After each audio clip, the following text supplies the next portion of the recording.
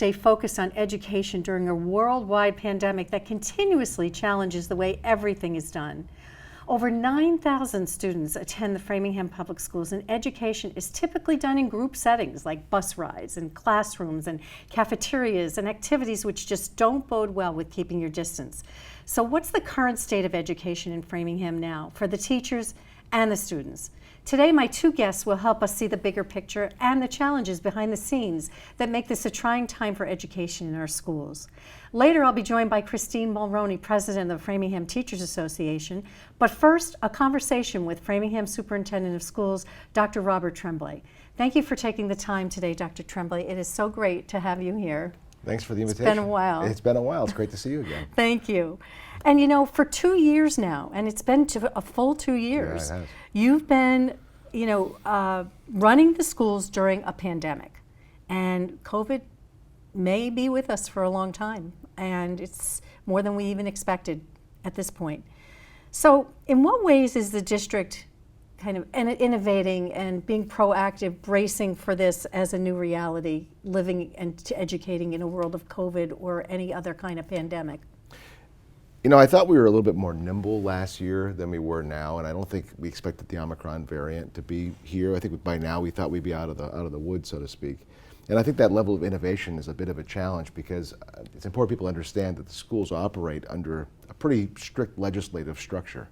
So the Department of Elementary and Secondary Education kind of drives the bus, so to speak, as to what we can and cannot do. And like for now, we're in person. Whether we like that or not, those days don't count if they're not in person. So would it be better if we could pivot to maybe remote like we did before? I'm not sure socially, emotionally is great for kids, but would it help to sort of mitigate the spread of the virus? Perhaps. And that was something I was really thinking about before we spoke today, because I was wondering about DESI's rules and guidelines. Yeah. Do you have to follow them?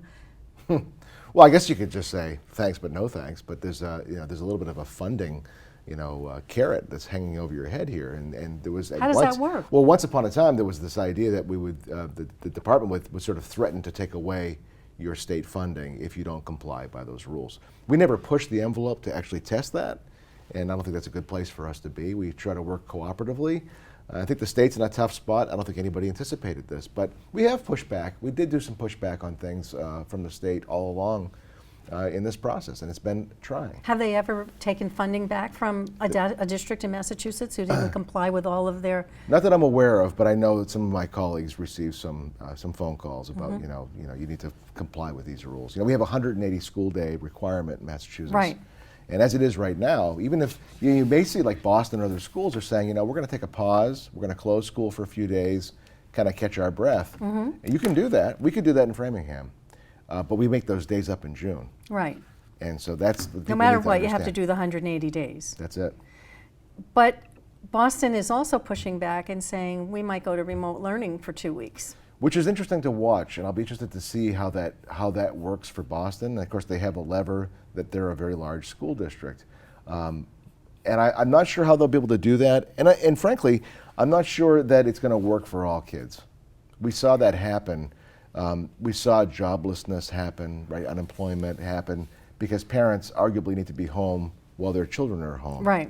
And then what does that mean for the parent that's having to stay home and they don't get paid if they don't go to work? They don't have a sick day. Right. That's a problem too. But nothing you decide to do will ever work for all kids. You will always have some kids that benefit and some kids that are at a disadvantage, and that's always going to happen, which makes your job even tougher, I would imagine. And right now, even DESI has imposed a mask mandate.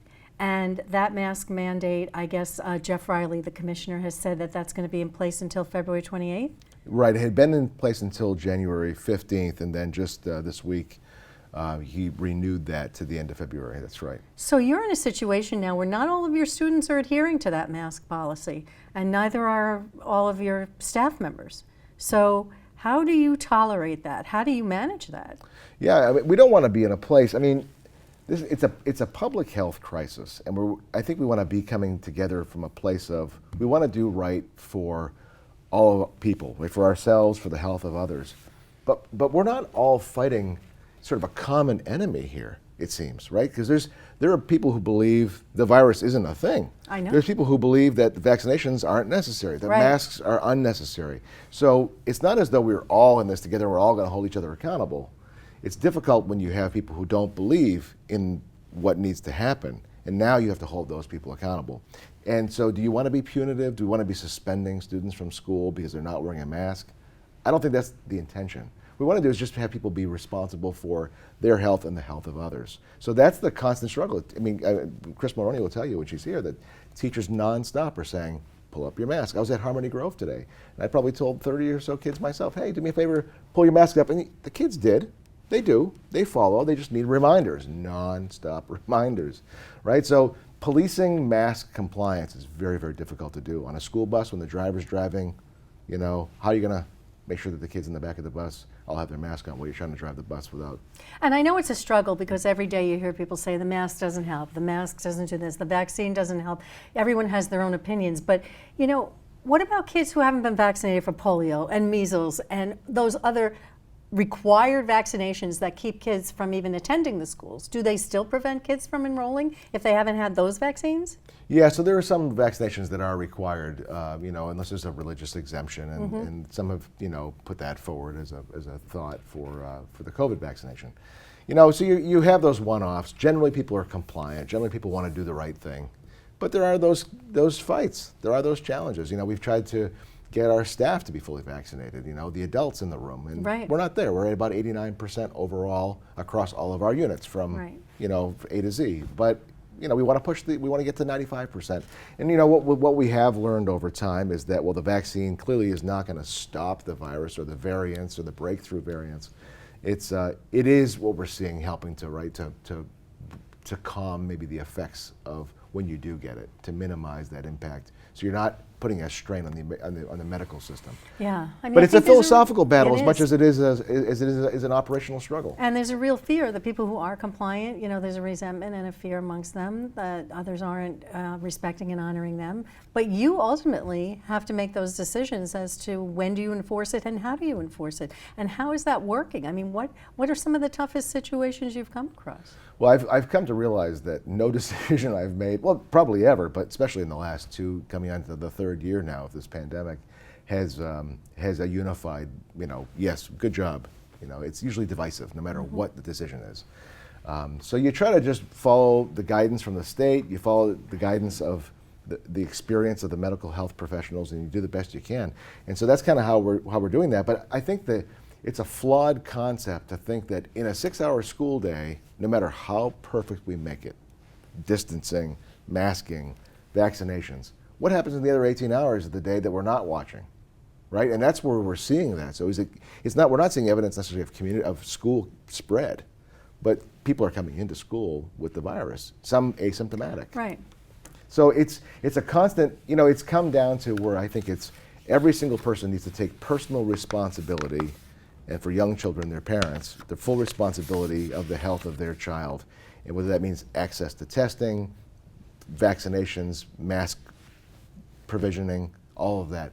We have to own this ourselves. It can't So be you're the not schools doing disciplining it. students and teachers right now if you have someone who's, you know, in other people's faces or, you know, being obnoxious about it or taking masks off? We're Or taking a restorative approach, right? We want to have a conversation about that, why this is not a great thing. And there's times that we do, and maybe we'll put a student in with a nurse and say, hey, you've just earned yourself a 30-minute training on why a mask is valuable. Okay. Right? So it's educational as an opportunity. Some districts have terminated employees for not complying with a mandate, vaccine mandates. Would for you do example. that? We have not done that. We're just trying to encourage. We know there's circumstances where that may not work for all people, but we are really trying to sort of plead our case in the best interest of humanity.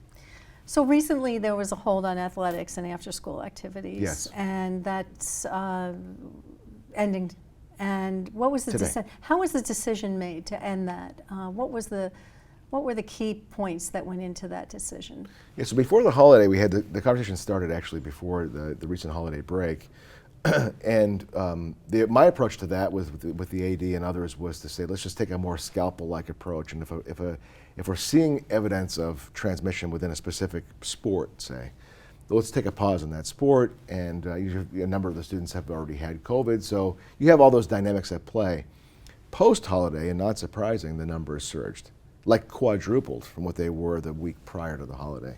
And so at that point, we came together, myself, the new mayor now, right, only a few days onto the job, and Alex DePaulo, Director of Public Health, and we sort of came together and said, well, what can we do? Let's just take a pause for a minute. We said we would do a 2-week pause, and the intent behind that was to say, let's really reevaluate the parameters. Locker room access for athletes, spectators. Should it be anybody? Should it be students? Should it be parents? Should it be nobody? Those kinds of conversations kind of ensued so we could have a way to minimize. There was no real evidence, though, that the spread was from our athletes or from our theater kids. Wasn't there initially a very big surge in the hockey? There was, oh yeah. Yeah, there definitely was. In close contact sports like hockey, basketball, wrestling, those are areas that we have to be particularly mindful of. And not so much on the ice, but in locker rooms too. I mean, even the NHL had to shut down their operations, right? So hockey was a particular hotbed for that. And what the coaches and the athletic director did, though, is that when they saw, I think it was like 3 cases or more, they would just pause that sport. And I think that was what we want to come back to, is saying, you know what, we're going to lift the broad sweeping restrictions, because the clubs were also impacted. Let's say you had a student club that was going to meet, and they could meet through Zoom. That might be an alternative to not having the group meet at all. Right. Right. So those kinds of innovations that you mentioned in one of your first questions is where we want to get back to. Yeah, the innovations are going to be important because, as you just mentioned earlier, you didn't expect Omicron to be here. Is that how you pronounce it? Omicron, that's what I'm saying. Anyway, and Omicron. we didn't necessarily anticipate that. Thinking, okay, Delta and COVID, and we get through that, and maybe life goes back to normal. But who knows whether there'll be another variant and another variant. So the key is, what are the takeaways here? How are you changing the way you're running education so that no matter what comes up next, whatever variant may be next, that we can do better than we did the time before? Yeah, I think we thought from the beginning that this would be, the silver lining would be, how could we reinvent education when we had to pivot to remote? What we found in doing that, there's things like meetings. We can have much more efficient meetings through Zoom with the adults than we can by dragging everybody to a central office for a meeting, right? You can be much more efficient. But when it comes to kids, what you come to realize is that while school is about education and you can do that through a laptop, what you miss is the social interaction. And we're seeing the strain on mental health as a result of kids not being in the company of one another. You and I could do this interview with the production on, but the fact that I can't read your facial cues with the mask on, the fact that we don't have that, and we can kind of get a body language dynamic, that's missed. And so I think what happened was our kids fell into this isolation phase, and when they came back to school, things were different. Suddenly they're in situations where it's not their choice anymore. They can't just put their camera off, go get a snack, put on their slippers and come back to school. And so there's something kind of fun about that for a little while, but the missing opportunity to engage with other human beings is taking a toll, and we're seeing that play out. So I don't know that that's necessarily a learned opportunity. I do think that one of the innovations you could take away is, are there courses, for example, that are low enrolled that you can move to an online format? And grades, and different grades, right? Yeah. And so are you going to be looking at that more going forward? We are, because if you're running courses and you're paying an educator to run those courses, but it's a small enrollment, say, a very, very nuanced, or even to create new opportunities of courses that we wouldn't run, but they can do that through an online platform. I think there's a new acceptance that online learning can be equal to an in-person experience. I think that's a new growth out of this. Okay. Now, Framingham Public Schools was allocated $14 million in federal COVID relief money, correct? Yeah, that's right. Okay, so how much of that money's been spent, and what has it been spent on, and how much of it remains? So I don't have the exact numbers off the top of my head that you're asking, but over a period of years, so we've allocated that out, and that's for example, we do PCR testing, we pay for services, some of that's state provided. We're also funding additional staffing. Give you an example. What we used in the last year of the pandemic. So when we had an allowance with the Teachers Association for teachers to teach from home, but students to be in school, because you might have a case where a teacher is identified as being COVID positive, but asymptomatic, but can't be in school, but you don't want to just shut down the class. So in those cases, we use some of the COVID relief money to hire classroom aides to come in, cover that student's class, or that teacher's class, while the teacher then taught remotely from his or her home. So those kinds of innovations were how we spent some of those dollars. So what's your ballpark in terms of what you think might remain and how you might use that? Top of my head, Are there I'm any sorry, special programs that you're designing just specifically to fund with that money? It's been really more.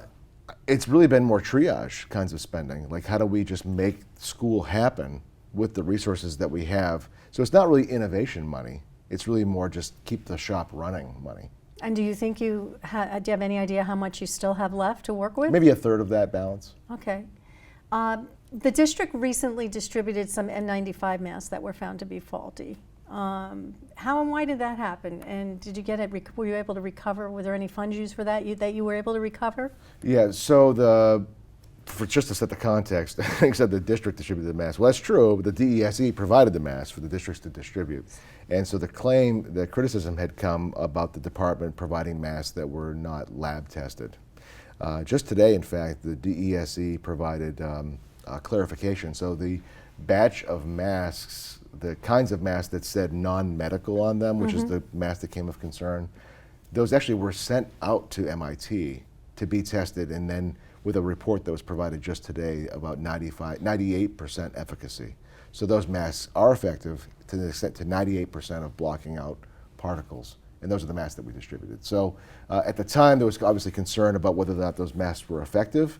We didn't know that. That's the department provided these and said, here, give these out, which we did. But of course, sharp criticism came after that distribution. Yeah. And so since then, it's been clarified. How was it even discovered that was the case with those I don't masks? know. I think it was just someone saw somewhere on the side of the bag this particular batch that said not medical or non-medical. Okay. And I think that raised a concern about what they're for then. Okay. And what does that mean? So I give credit to the DESE.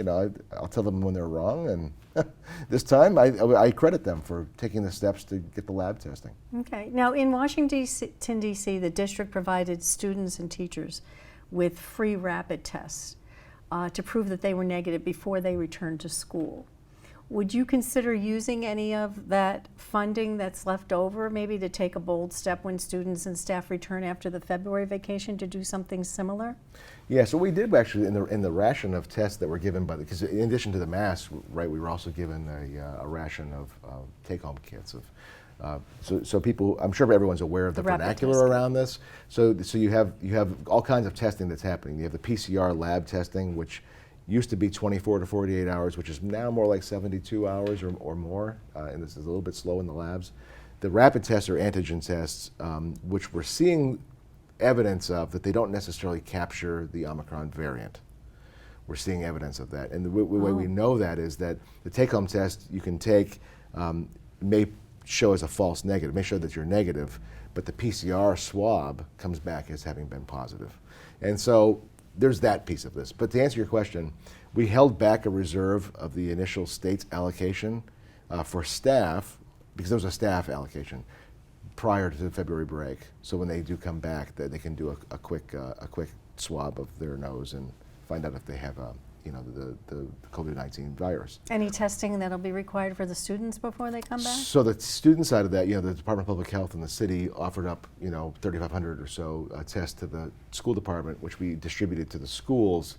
And, we have 9,000 plus students in our school district, as you mentioned. So 3,500 doesn't meet the need of all those students. So right. what we've done is, as students appear to be symptomatic, we would send them home.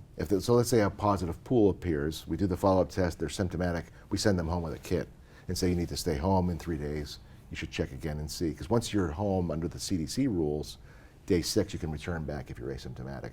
But prior to coming back, we want you to do a take-home test. So that's the kind of thing that's happening. So whether the Biden administration provides these tests, now insurance will cover a ration as well. That's fairly new information too. To the extent you can actually get these tests is the other challenge. So I think that would be a good step. I think that's what we're going to see is the best thing of all is if you're feeling sick, stay home.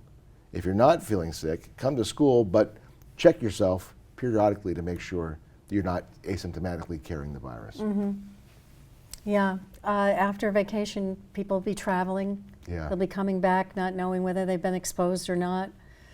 It might give everyone a comfort level to know that they've been tested, but yet there's no way to do that for everyone, is what you're saying. Yeah, I mean, it's hard. If you get a test kit, you get 2 tests in there. Yeah. And people are using the 2 tests as 2 different moments in time. I get why they're so hard to come by. But really, that's a 1 specimen test. You're supposed to do it the day you feel symptomatic and then 3 days later. But I get what it is. The challenge is, when do they make these tests available? Because if you, I was talking to Susan Petroni the other day at the Source, and I said, I called CVS myself. I woke up with a sore throat, and I called CVS to give myself a test kit, and they answered the phone. Hello, CVS, we have no test kits. How can I help you? Right, so that's the response you're getting. So if you're out there looking to get these tests, and there's a tremendous inequity here. You see, if you want to get tested, you have to either schedule that, you need a car to get there, perhaps, for the drive-through, or you need the money to pay for the test. Now, that's going to be remediated right through the government effort and the state effort and the insurance effort, but it's still inaccessible to some. And it's costly. It's costly. I mean, 1 package of 2 is close to $25. close to $20, right? Yeah. And like you're saying, 2 is for 1 test, pretty much. I mean, 2 in a box should be used within a 3-day period of each other if you do it the right way, but people are saving them. Yeah, there are a lot of inequities, but it's tough to just make it available across the board for everyone at any time that they need them. And I think that you're challenged with that on a regular basis. And it must be hard for you to try to find a balance, to keep kids safe, keep teachers safe, keep everybody feeling like their needs are being met and that they're being looked out for. Yeah, and I think I try not to personalize the emails or the upset, and I try to put myself in the parent, so I'm a parent too, shoes, and say, I think the people come to the school because the schools is their center. That's where they want to have their information. But while the schools can't provide all things to all people, we can educate. It's our job, right? So we can provide that. People don't always like the answers they get, But we have to think more about education. We have to remember that's our business. Exactly, and this is impacting education where you're losing teachers, right? Right. You have a high level of absenteeism. It's harder to get substitute teachers. Recently, the superintendent of the Boston schools deployed some of the systems administrators to fill in as substitutes, and actually she even taught a 5th grade class herself. Is that something that you and your team would have to resort to or plan to do if you need to fill in on an as-needed basis? Yeah. Yeah. And we've done it. I haven't covered it in an elementary classroom.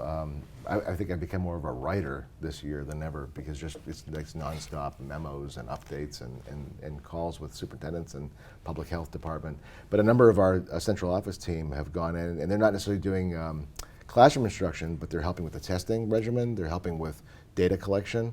So you have people at the highest level who are stepping in to help where they can. We have 50% or so of our nurses are out. That's a challenge when people really rely on the nurses that's their go-to person. And it's nobody's fault. Sooner or later, I'm going to be out with COVID. I mean, I've been able to skirt it for now, but it's going to happen. Mm-hmm. And it's just, what happens then when that person's out? And if you're seeing it with like airlines, they're canceling flights all over the place because you need a full crew to fly that plane. And if you don't have the crew because they're sick, you can't do your job. And so that's the other sort of unintended consequence. It's not just what we can do to do the best we can. If we don't have the staff, we don't have bus drivers, that's going to be a big problem. Big problem. And it already is a problem.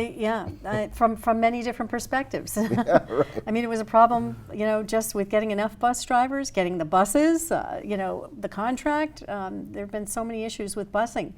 How is that all running right now, the busing situation? Well, every day there's always kind of a wondering. The drivers are part of our pooled sampling process, and so when a positive pool, comes about, you have to do the follow-up testing, and so every day it's sort of a finger crossing and maybe a small prayer that we're going to have enough drivers. So we have enough drivers, even though we're 10 drivers short from what we would need to transport to the level of service that we have provided as a community. So we're really only able to transport students who are eligible to be transported. So we have enough drivers and enough buses to transport eligible riders. Framingham's had a good history of providing a service beyond just the eligible riders. And that's where people kind of get hung up and it's true. I mean, we used to provide that service and we'd like to provide that service again. But it seems like we're always sort of pushing against the problem as new drivers come on. Other drivers leave, they get sick, or whatever happens, and then we're constantly replacing these drivers. So we are about 10 short perpetually. That's kind of where we're at, but hopefully it'll stay there. Hopefully everyone will stay in good health. Is this keeping you up at night? Surprisingly, I sleep at night. I sometimes with melatonin, but I sleep at night. I try not to let it get me, because I know that I'm only the conduit of information. I've learned more about the health industry than I ever dreamed I would as a superintendent. But it weighs on me, though. Yeah, it weighs on me. I'm sure it does.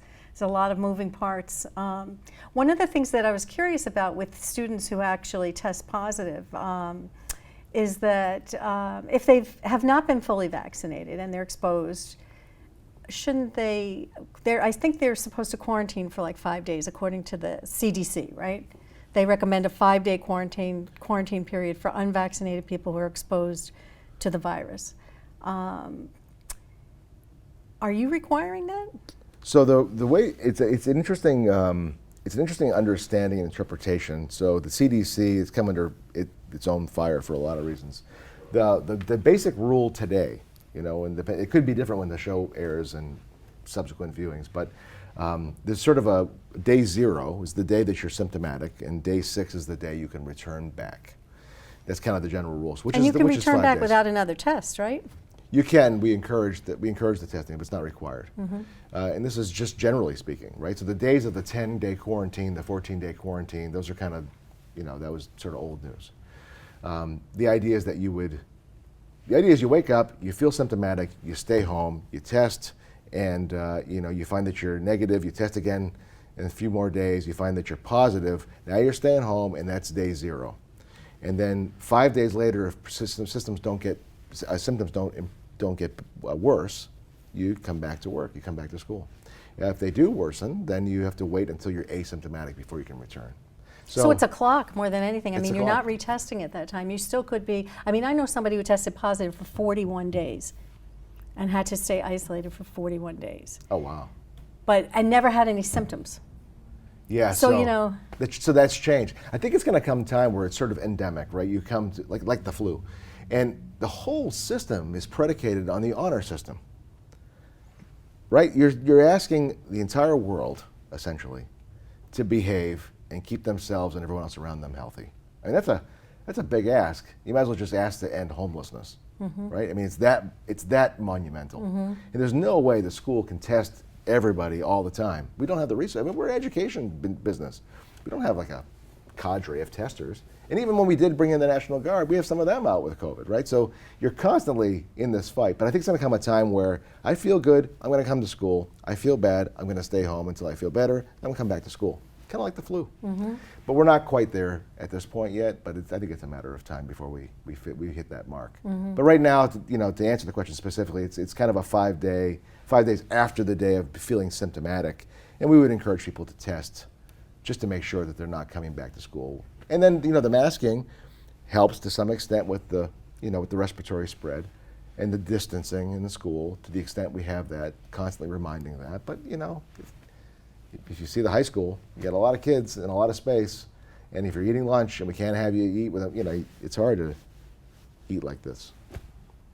It's imperfect. Yeah, it's not easy, that's for sure. Now, in talking about education, because obviously, like you said, you've learned more about health than you ever knew before, but you're in the business of education.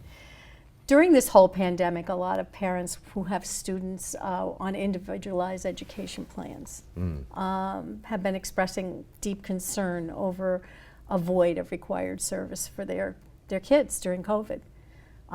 What can be done about that to make up for what has been lost and to prevent further loss for those students? There's a real feeling that they're losing out on vital services, falling behind, not going to be able to catch up, not getting the services that legally they're required to get or allowed to have. What's going on with that? That was really problematic last year, in particular, right, when we were in remote. When there was a forced remote situation, it was nearly impossible to provide those services. You may recall that when we started having these sort of phases of return to school, and the first phase to come back was our special education students and our special educators.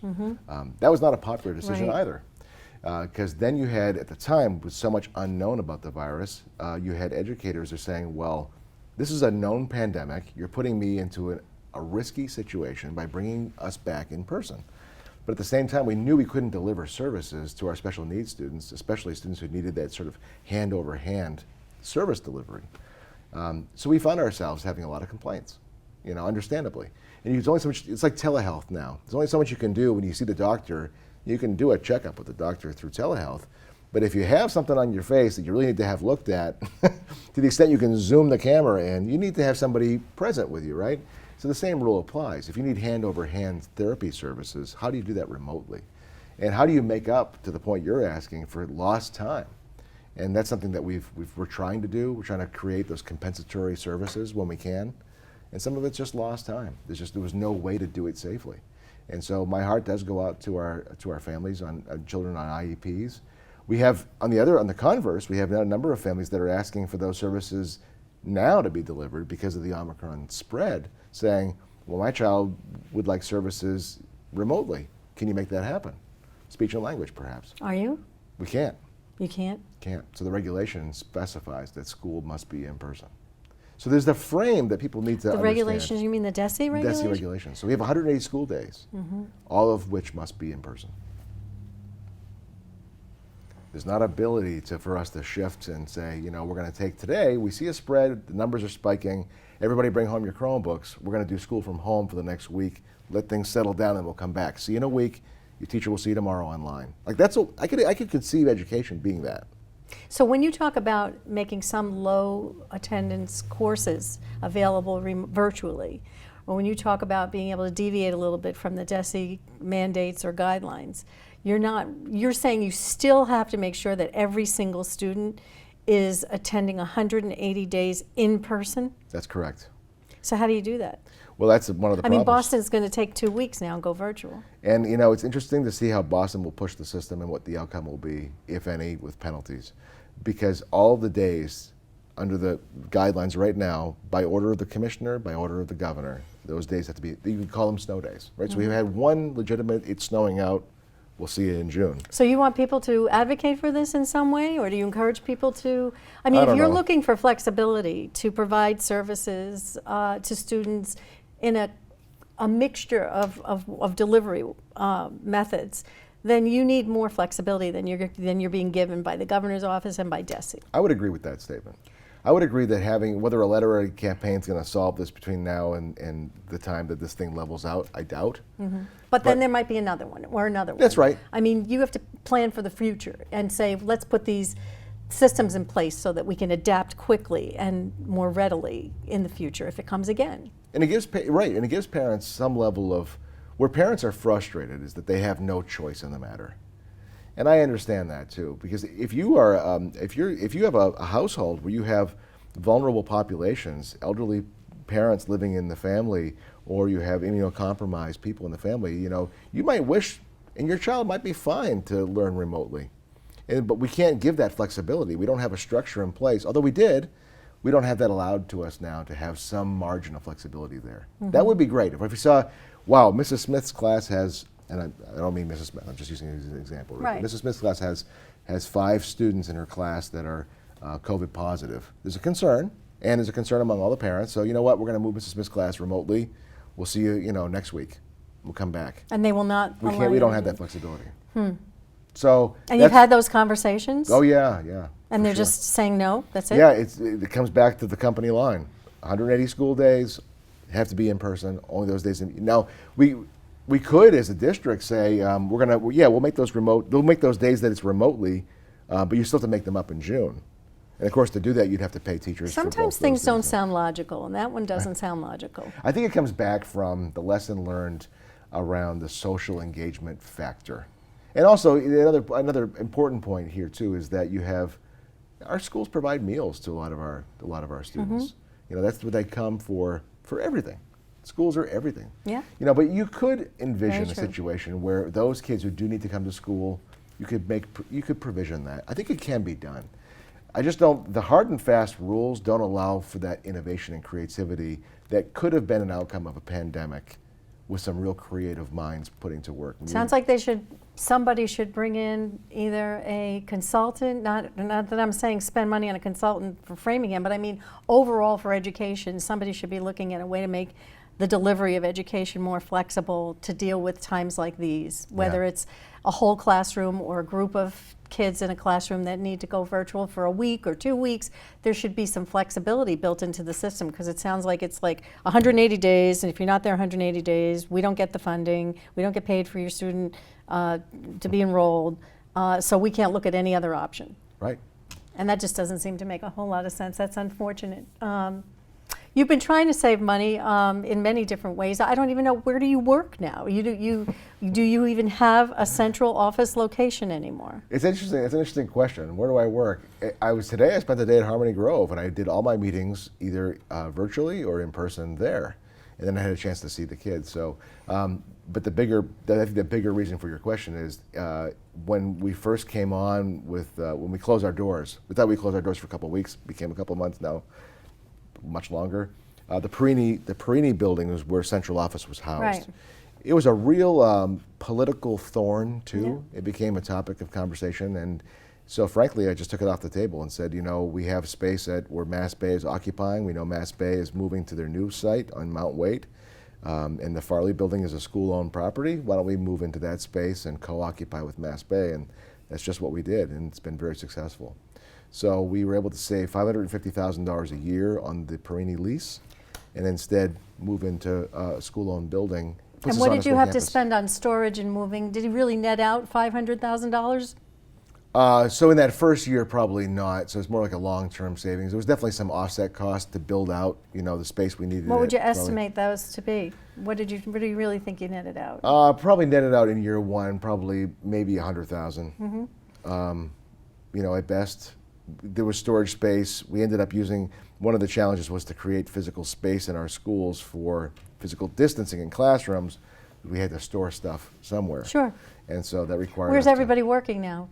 So they're in their classrooms. Central office staff are working at the Farley building. We've kind of redesigned that location to accommodate it. Some are working in schools. Okay. And then generally, I kind of work wherever I need to be. It's mostly a laptop. Now, do you foresee combining any city and school positions in the future? There's been a lot of talk about that, and that's always getting thrown out as something that should be pursued.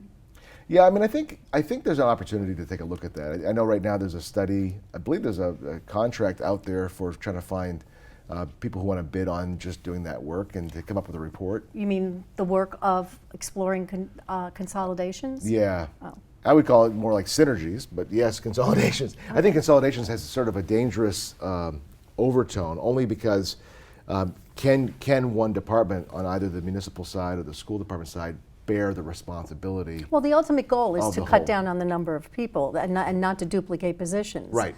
Okay, so it might be synergistic, but it is a savings, which usually comes from some kind of consolidation. Yeah, fair, fair enough. But, so, but you might have a situation where you have a top director, but you might have people underneath that director, that one on the municipal side, one on the school side. Right. I think there's spaces like that. Any particular positions you think would be ideal for that, or you're not? Well, I know that there was a public conversation around human resources that had come up when the human resources staffing changed on the city side, and it seemed like that was just kind of thrown on the school side of that. There's no reasonable way for us, for example, to take on human resources management for the entire city with our existing staff. However, there could be a function under human resources around payroll where the bulk of the paid staff members are city employees, are teachers. You could make a convincing argument to say that could be a shared position on payroll, or some consolidation there. I think it's going to be more like in the subsections of the departments where that can happen. Okay. So it's worth a look, though. Okay. It's always worth a look.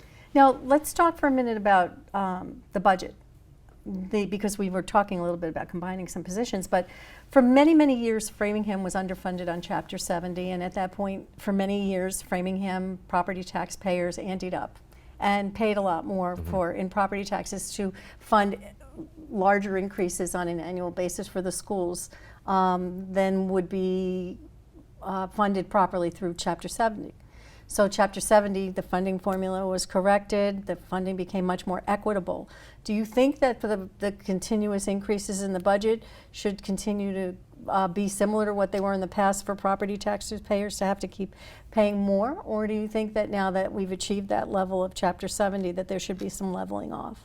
Well, I guess it comes down to how much has the taxpayer in the city, has it paid the appropriate contribution to balance out the Chapter 70? And there's a debate on that. Yeah. Right. I think that there's still a responsibility, and the Chapter 70 formula adjustment did help us.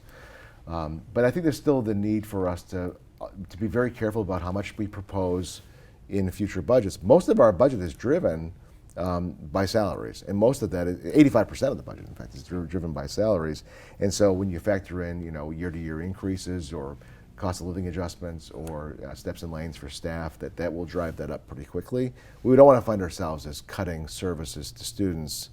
So where can we make those adjustments? I've tried to reduce at the central office level a lot of sort of inner management staff to try to find consolidations there, and we've been able to reduce that pretty significantly over the years. I wanted to ask you about that Yeah. because according to the desi numbers, the Framingham Public Schools spend more as a percentage on administrative costs than like a Weston, for example, but less on per pupil services than a Lawrence. This is right from desi numbers. So do you plan to redirect and reprioritize so that more of the funding goes into the classroom? Yeah, I would question that analysis, and we could do a separate follow-up on the show, and we Yeah. could bring in a financial, Lincoln Lynch, our finance and operations, and talk through the budget descriptions like that, because with our entitlement grants, federal grants, local grants that we're doing, we actually do provide a lot, and we actually build a budget where we have a higher than the state recommended number for regular education students, and then on top of that we add for special education, and on top of that we add for multilingual, for our bilingual learners. So we actually double down, if not triple down, especially if students are coming in with a language need and an IEP. I recall seeing that it was Framingham placed like number 65 out of all the districts in the Commonwealth in terms of 65th highest administrative costs. Are you looking at like U.S. News and Review? No, is this DESI numbers. Is this numbers? Yeah. We'd have to talk that through with more detail. I can't speak sort of, anecdotally about that. I don't. Maybe we'll do that down the road. Yeah, happy to Okay. have that conversation. Because I think that, when we're talking about the budget and we're talking about tax increases and we're talking about the fact Sure. that every year, to cover steps and lanes and to cover increased costs that, taxes do go up because it's not always going to be covered by Chapter 70. We're also in a situation right now where the teachers are without a contract since June. What I refreshed my memory on beforehand was the fact that when you got your 6-year contract, you were guaranteed a cost of living adjustment annually, plus a performance adjustment. So your adjustment could be anywhere from zero. Well, it would be minimally every year a cost of living adjustment based on the index, but then on top of that, there would be a performance adjustment of anywhere from 0 to 3%. So That's the correct. total could go up to 6% in a given year. If you had the consumer price index hit 3%, that's true. Yeah. What Yeah. is it now? Do you know? I don't know, it's 1. Yeah, I don't know what it is right now, but some of the districts right now, Leominster, I think Fitchburg, a couple have been looking at or talking about 2.5% for teachers. Framingham teachers been without a contract for June. Why is that? What's happening there? So there's negotiations, and of course now we have a committee changeover, but there's been negotiations happening. Well, we've actually been in bargaining, it seems like forever, because we had to bargain the memorandum of agreement when we moved to the remote and hybrid teaching models. That required, a separate negotiation, but the negotiation on the current contract started last year, has not been resolved yet. We're down to a few items, and I can't really speak publicly about where that is. I mean, Right. Chris might want to offer more than that, because it is a executive session type of conversation. But bear in mind too, in the teacher's contract versus like the one superintendent or administrators. And by the way, just to the previous point, we have a budget proposed for next year as we're developing it, and all of the staffing positions. There is no administrative positions in the staffing; it's all staffing, right? So there's a real push to make sure we righted the ship with the administration, the right level of support. But it's always been staff and student driven for ratios and that support. So more to come in those budget discussions. But the teacher's contract language is a little bit different. Talking about over 1,000 employees, that there's a cost of living adjustment, but there's also steps and lanes that are built in. So if you're a teacher coming in and you have a bachelor's degree and it's your first year, you're going to fall to that step and that lane, bachelor lane, step 1. But a cost of living would increase that bottom line number. But year 2, or if you go 5 years in and now you have a master's, now you jump from the bachelor's lane to the master's lane, and that's a different number. It's a higher number, and you have the number of years experience that are greater, which is also down here, and a higher number. So all in, even a lower percentage, 1, 2, 3% on a teacher's contract, similar to you're describing to mine, could be a 6, 7, or 8% increase overall with steps and lanes factored in. That gets missed in the narrative, but steps and lanes are a significant part of the contract discussion. Okay. Do you expect to reach any kind of an agreement soon? I hope so. I think the conversations have taken longer than they needed to, frankly. I'd like to see this resolved already, and I hope we can resolve it, in the next session. I have a couple of yes/no questions for you real quick. Do you think that a new school should be built on the south side of Framingham? Emphatically, yes. Okay. And do you feel that the budget surplus that you have at the end of each year, if it's over $1 million, should stay in the school budget or should be turned back to the city? That's not a yes/no question, sorry. But yeah. It's kind of a depends question. It really depends on how you look at the surplus and how you define it. There should be a reserve for special education circuit breaker that should be carried year to year to make sure you have these sort of. And that started with town meeting, making It sure did. that there was at least $1 million every year That's carried right. over. But And when you have 6 or 7 million surplus, do you feel that that should be carried over or turned back? Well, if we've met all of our obligations for the school year, I don't see carrying that over. Okay. And just one other thing, you mentioned, very briefly, I just want to deal with the one other issue that's so important that has to do with the mentioning of mental health for the students. And everyone's gone through a lot of challenges mentally in terms of adjusting to the new lifestyle that's come with COVID. Are you planning to bring in additional resources to help students and staff cope with some of the mental health issues that are plaguing people during the pandemic as a result of it?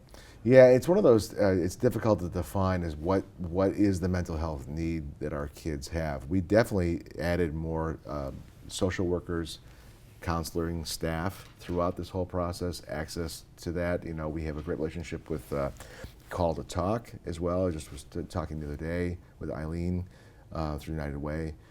So we've tried to double down on our resources in terms of that.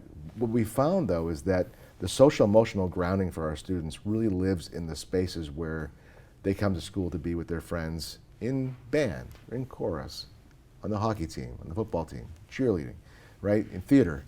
All those things play into the social emotional well-being of a child because many of them, maybe some are, not all the kids are coming to school for their academic courses.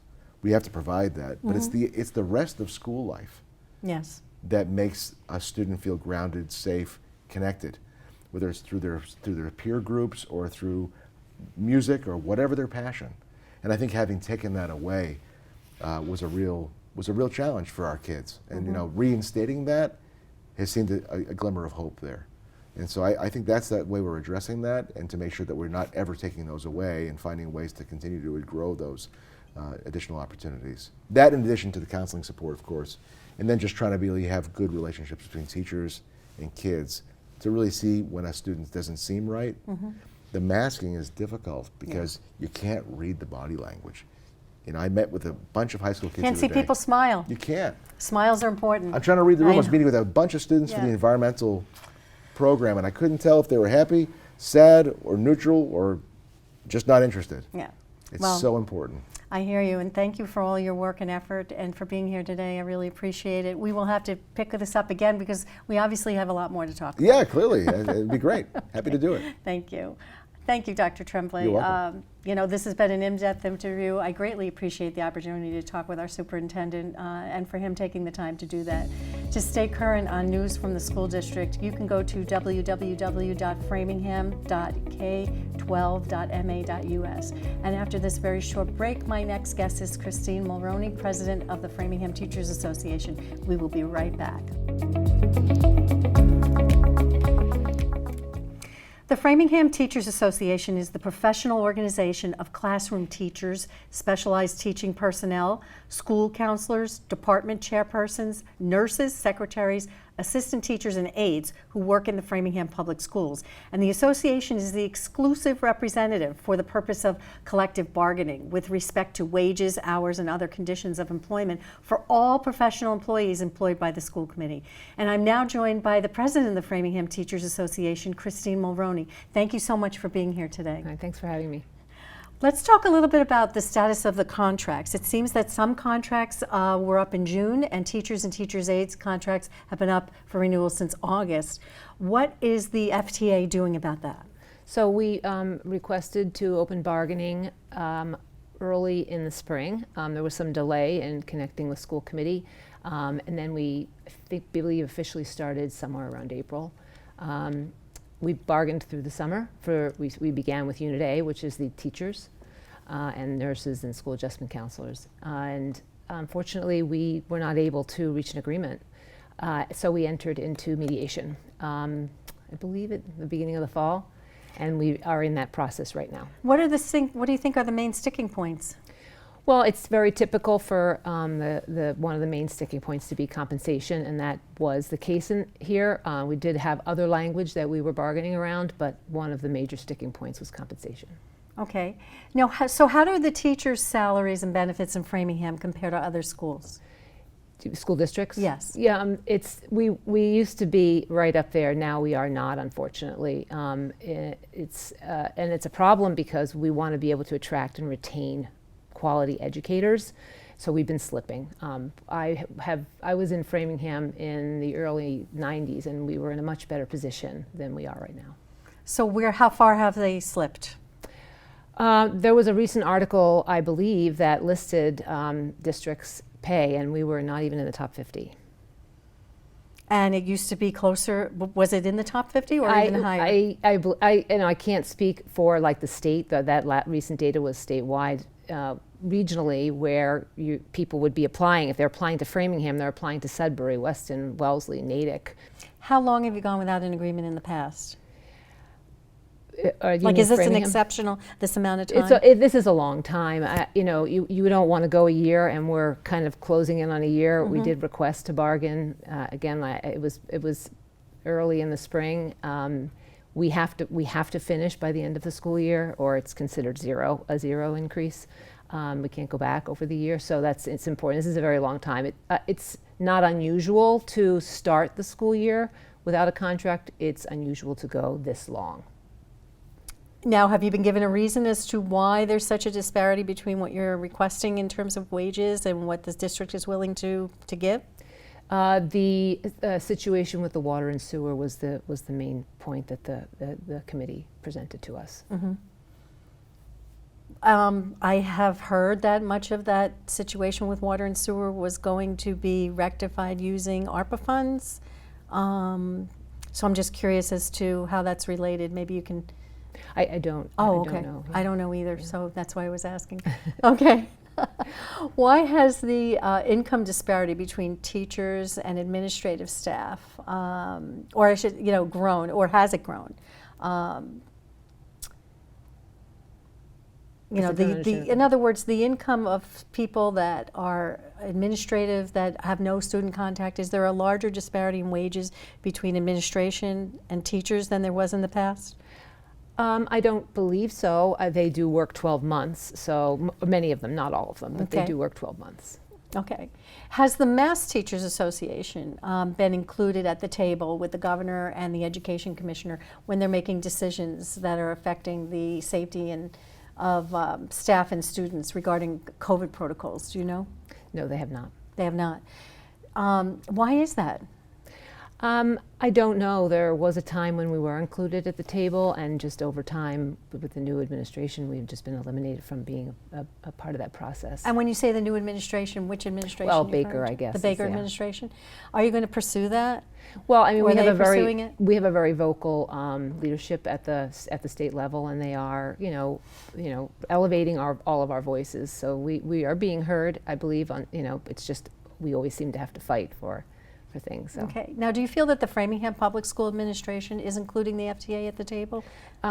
Yeah, I will say they do. I mean, I know that there's always going to be times when we can't agree, but Dr. Tremblay is very open about reaching out and asking for input.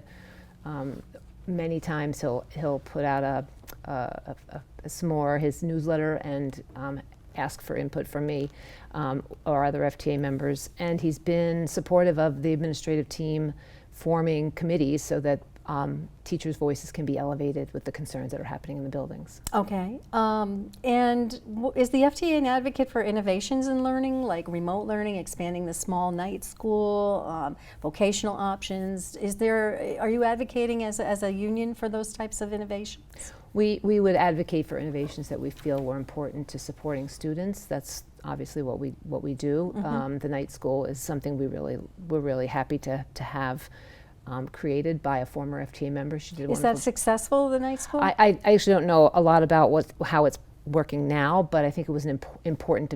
It was long overdue. Oh, good. As far as remote learning, we have our own issues with that, so I don't know where we would stand, but certainly in the event that a student couldn't enter into the building, there would needed to be remote learning. That could be something that we would discuss, but it would have to be bargained. Okay. So what are you hoping in terms of next steps?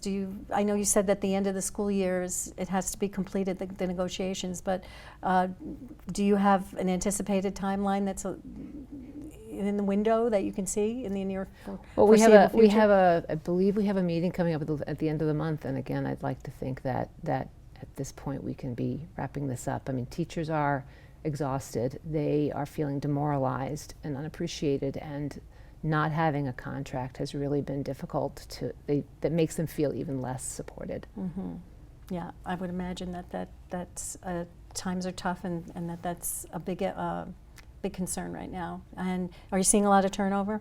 Yes, yeah, a lot of people on leaves for a variety of reasons, and a lot of people resigning for a variety of reasons. So it's a tough time. And that's across the state. It's not unique to Framingham.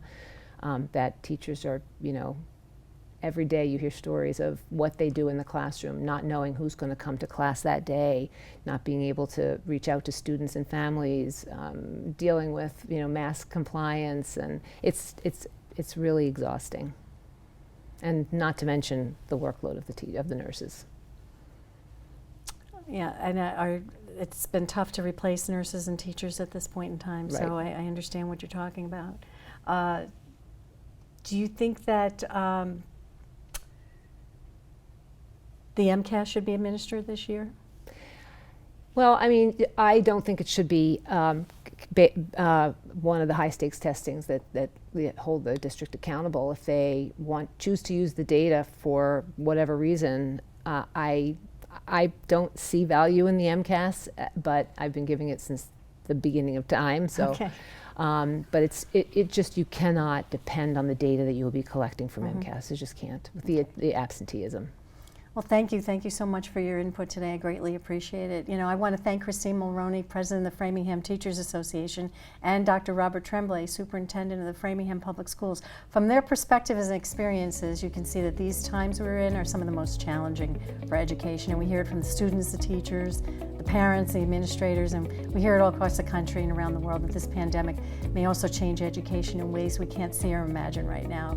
So it's certainly clear that the challenges are like no other, and in spite of them, the goal remains to do the best possible for children and their overall growth in education.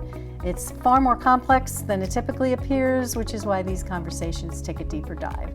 And I want to thank you for tuning into the Audrey Hall Show, where you will always learn something new.